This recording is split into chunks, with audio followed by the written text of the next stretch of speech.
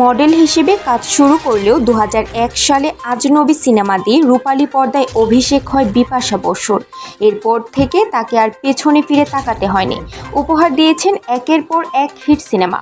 সম্প্রতি একটি ভিডিও সামনে আসার পর তার চেহারা নিয়ে কটু কথা বলেছেন অনেকে। এমন সময় সামনে এসেছে বিপাশার একটি সাক্ষাৎকার, যেখানে কেরিয়ার নিয়ে কথা বলেছেন এই অভিনেত্রী। সঙ্গে টেনেছেন জিসম সিনেমার প্রসঙ্গ। ভিডিওটি না টেনে সম্পূর্ণ ভিডিওটি দেখুন। আর আমার চ্যানেলে আপনি যদি নতুন হয়ে থাকেন তাহলে চ্যানেলটি সাবস্ক্রাইব করে সাথেই থাকুন। বিপাশা বলেন, কেরিয়ারের মাঝে সময়ে সবাই বলেছিল প্রাপ্তবয়স্ক ছবিতে এখন অভিনয় করা ঠিক হবে না। অনেকে বলেছেন হিন্দি ছবির অভিনেত্রীদের মতো হও তুমি, দর্শকের মনে জায়গা করে নিয়েছো তুমি ইতিমধ্যেই। জিসমের মতো সিনেমায় অভিনয় করা ঠিক হবে না, কিন্তু আমি কারো কথা শুনিনি।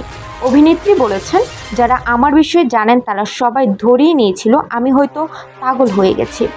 অভিনেত্রীর মতে এই ছবিতে কাজ করার সিদ্ধান্তটা তার একেবারেই সঠিক ছিল। প্রাপ্তবয়স্কদের জন্য ছবি হলেও তার অভিনয় প্রশংসিত হয়েছিল।